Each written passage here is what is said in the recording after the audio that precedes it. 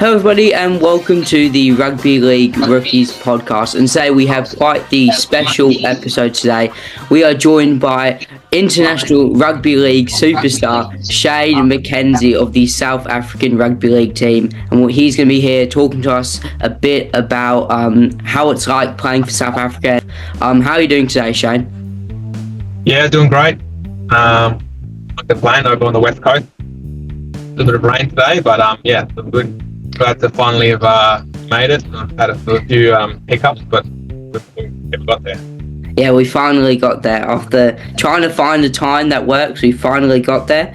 So let's just get straight into it. I wanted to talk about a bit of your background and your journey into playing rugby league, because obviously South Africa is majority of rugby union, and I guess most countries it's majority rugby union. What mostly got you into playing rugby league? So I first moved to Australia from South Africa when I was about 2005, when I was 9 years old, and I actually went down to my first footy club, thinking it was rugby union, and it was actually a rugby league. So it was just by mistake. One of my friends at my school was playing, and I was down at the Woolity Bears, who won the comp last year in Perth. So yeah, basically started playing rugby league for a few years in the juniors, and then the comp sort of died away, wasn't as strong.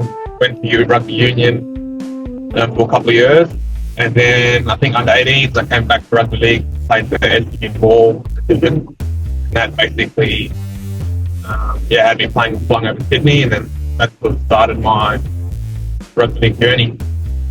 Yeah, is there anyone who inspired you to keep up and continue playing rugby league, or?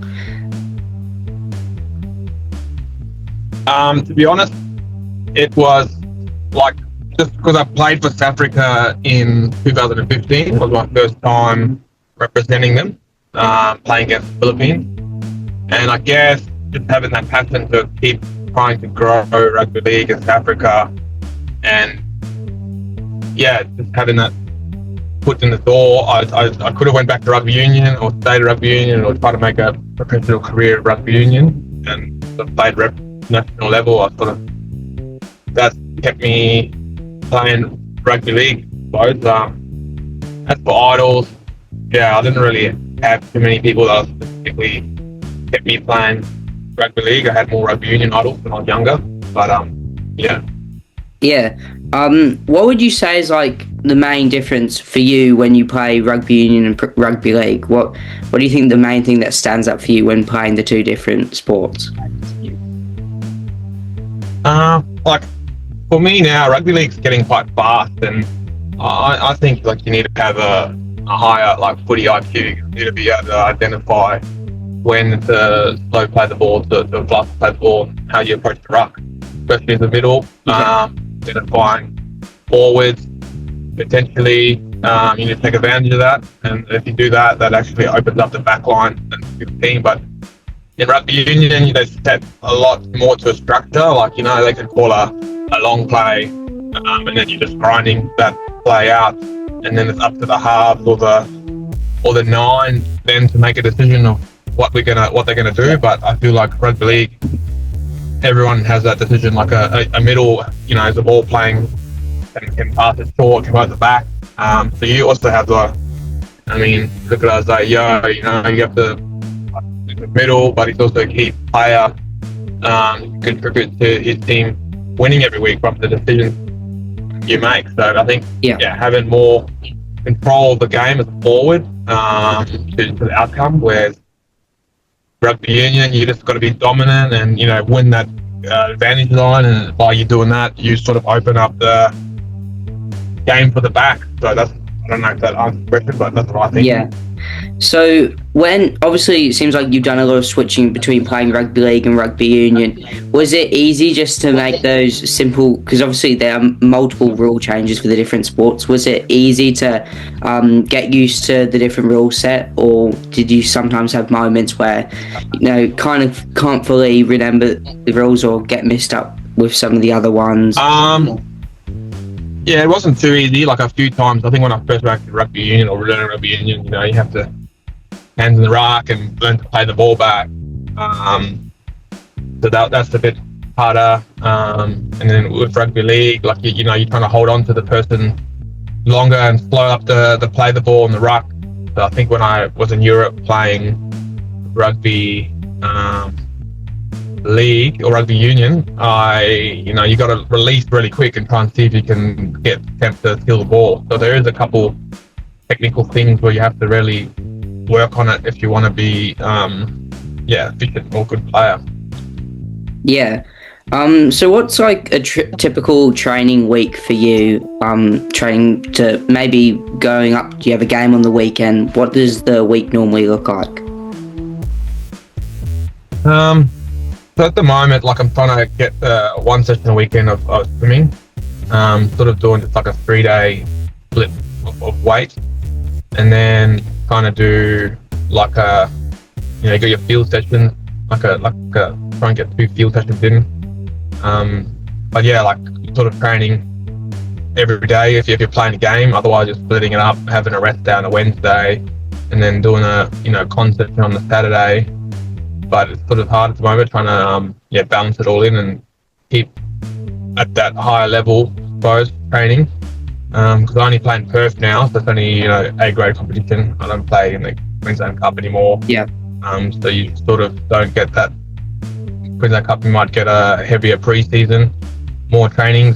So on the East Coast, you have to sort of maybe do your own sessions and make sure you're keeping up and doing those so you can be fit for the weekend or for the season. Yeah. So as you've kind of touched on before about the different skills you kind of need to play rugby league, what do you think is like the most important one you need for someone to go play rugby league? For me as a middle, I think like fitness, like having that base level conditioning, like a high fitness level. I found like when I played my best footy, I've always been really fit. Especially now, trying to play the biggest stints, or you don't want to be in your last set before you get subbed off, going back with 5 tackles, and on tackle 3 you can't make it back, and then they just pack the ruck, and then you make a missed tackle, and then you cost the team try. So yeah, the fitness level was quite like higher, I think, much for rugby league compared to rugby union. Like I went between the 2 codes, and could have a average fitness for your league, and then you go to rugby union, you're one of the top athletes in the fitness, so yeah. So in your career so far for rugby league, what has been like the highlight so far? Obviously played at Combank, played against the Cook Islands, multiple games like that. Do you have a certain game that was a highlight for you? Yeah, I was trying to think about this yesterday. I think like probably 12-6 up half time against Cook Islands. Yeah. Like I think that was like a pretty good highlight. Like we were in the game there, had 2 tries disallowed. We had a card. Like probably a little bit undermanned with the potential team we could have had. So we're in that game, and if you look at the level of football between the 2 teams, they stacked NRL. We had a couple of fringe cup players. So that was one of the highlights. I'm trying to think of the other ones, like like every time playing South Africa is a highlight, but sort of getting into those grinding games and you can nudge them out. We played Malta in 2017, I think, as well, and we only won by 2 points. That was a pretty good game. We're up like 24-0, and then they ended up coming back, and then we lost our whole bench and we had no one left. We ended up winning that game. But yeah, there was another good one in South Africa. I played against the Bala team, and we've just beat them by like 2 points, I think, and that was the first time South Africa's beaten them. But I'm hoping for a couple more good highlights to come. I'm obviously trying to make that next World Cup 2030. So sort of building a little bit of the campaign now, and trying to play against a few higher ranked nations. Trying to make sure we can be in that top 10. Sort of been working our way up the last few years. Had a couple good wins, but those wins don't really mean anything when you come to the big game. That's when it counts. Yeah, because obviously you guys very close to making this World Cup, and I personally and a lot of people agree that rugby league internationally is at a very strong point at the moment. And then obviously they made the World Cup with less amount of teams. How does that kind of affect you guys as a team? Because obviously one of the main goals, is making that World Cup, and then for them to change it and include less teams in the World Cup. Yeah, so it's made our journey a bit harder. Like potentially there could have been an easier path, playing against countries in Europe or UK for that repertoire spot. Like for us, there wasn't, we had to beat Cook Islands, which been in the World Cup previously and got that experience. Also playing in the pack big camps now, so they're playing against quality opposition, so it wasn't easy. But hopefully if they keep the same amount of teams, we've just got to get ourselves ready and build up and work towards seeing if we can compete. And Yeah. Anyone can win a day as long as you turn up, if everything goes away. So, but yeah, just being ready, I suppose. Like now, still waiting for the RLR is going to announce the next one. But yeah, ideally, I would have liked a World Cup series where you play like a 14. So we wanted to play it against, France, Jamaica, Cook Islands, us. You get a bit more of a fair chance, I suppose. So that would have been third, instead of going up in a one-match game, or at least get a two-match. Because of 2015, we played against Lebanon, and we played 2 games. So if you lost the first game, you had a chance to at least win the second game. Yeah. And then go on points differential. Yeah. So previously I've talked to someone who currently plays for the Netherlands international team. All people I've talked to who play international rugby league all have their similar thoughts on how that end goal obviously is making that World Cup and how it is kind of affected them. But personally, I think hopefully they will bring back more teams in the future, giving more of a chance for nations like South Africa and Netherlands to compete, because I think it would be great to see you guys compete in the World Cup. I went to that game when you guys played the Cook Islands, so I was there for all 3 of the games on the day. There was quite a good, I would say, support from South Africa, people supporting South Africa there. What's that like to you guys, getting that support from the fans? Yeah, well, it means a lot having guys come and support, and then obviously knowing about rugby league. Most Africans in South Africa or in Australia still don't really know about rugby league. Obviously, if you're following the rugby league, like with one of the NRL teams, you would know, but potentially you might not even know South Africa have a rugby league team. So by us keep playing and trying to get that support, hopefully we can open up opportunities or doors for sponsorship or volunteers or people that want to, help in the back end, which, you've got every state can have a nines tournament or, message if you've got like development players. So you need to try and grow that community. It's about that support. You can't continue or have success. So no, it's really good. We had a pretty large squad for that game. I think we had 45-man squad and had 15 guys come from South Africa. So we had a few of them on the stands or watching, and then all friends and family.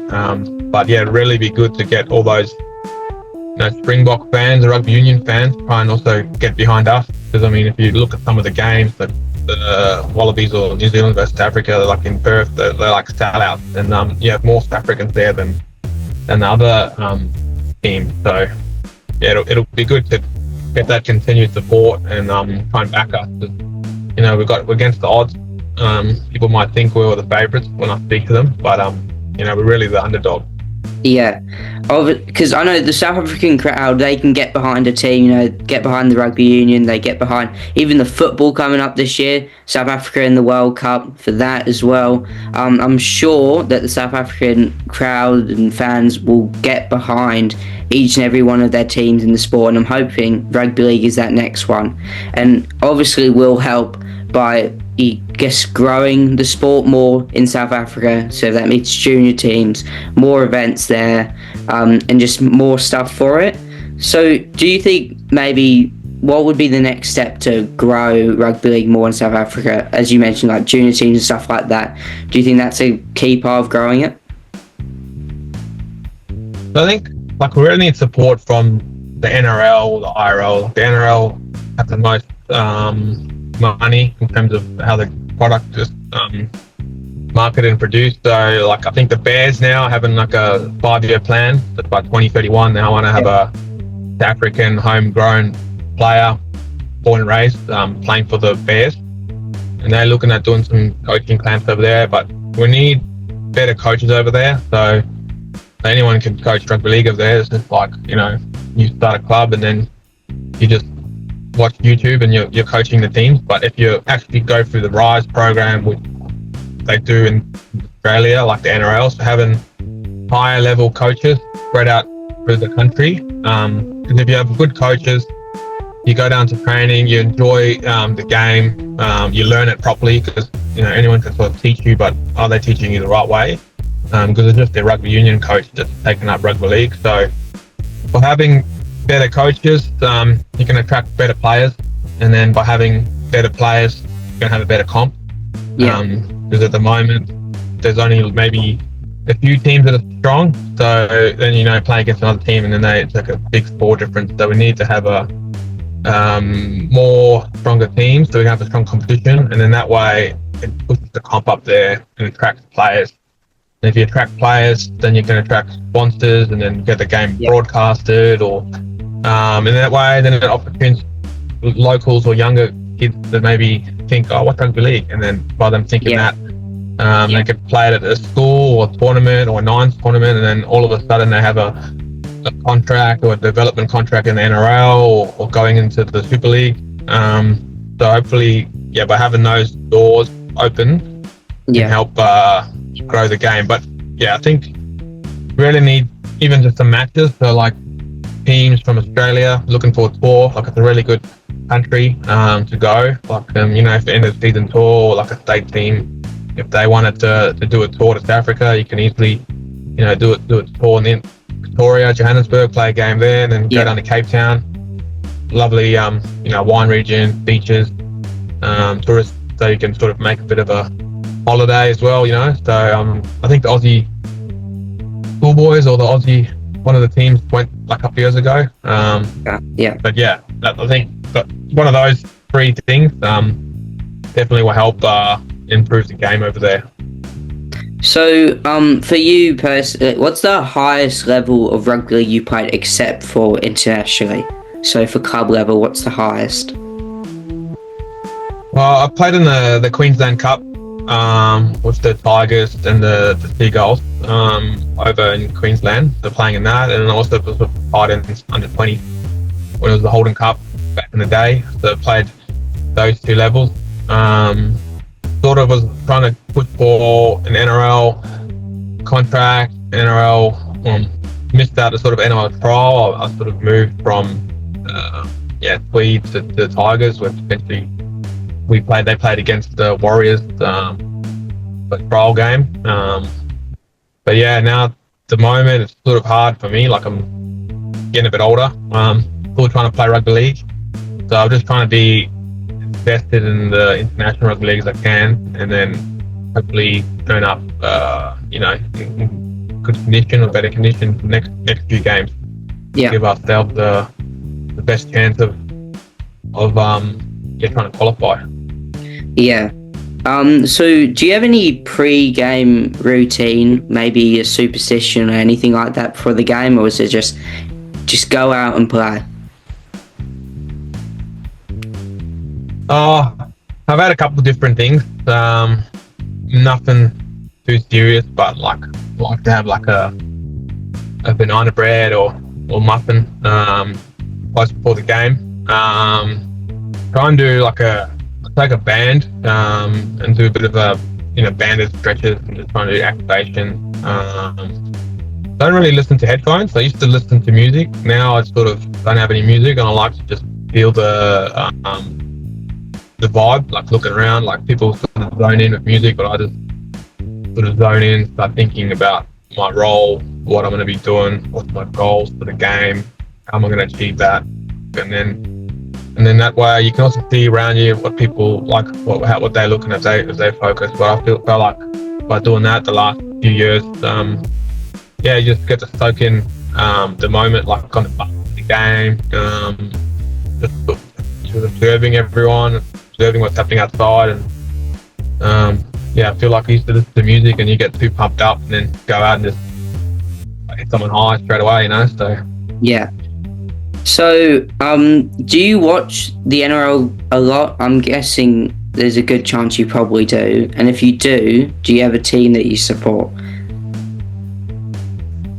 I probably don't watch it as much as I used to. I do watch it a little bit. But at the moment I follow the Dolphins. So Okay. my old 20s coach, Ben Wolf, the assistant coach over there. Really follow them, and I like how they're playing, and they're playing good, playing tough footy, and they've got speed out wide, and being the newest team as well, I like to sort of support them, and hopefully they can make the top 8 this year. That's what I'm going for. And then I've got to make my mind up. Then I've got to decide if I change to the Bears when they come in, or if I still go for the Dolphins. Yeah, got to support the underdogs. Obviously, you guys underdogs for the next World Cup. I wish you the best of luck. Hopefully, something happens and you guys can make it there, because that would just be honestly incredible if we can see more teams like that get the opportunity to play at a World Cup. So that would be awesome. Thank you so much for your time. I really appreciate it. Good, we finally got this to work. Anything else you'd like to say before we finish this off? Thanks, Ollie. Obviously great to see you online. Keep doing what you're doing and spreading the passion for rugby league. Appreciate all the people like you behind the scenes. You really make a difference to help in the game. So, thanks. Okay, thank you everyone for listening or watching. I really appreciate it. I'll see you guys all in the next one. Goodbye.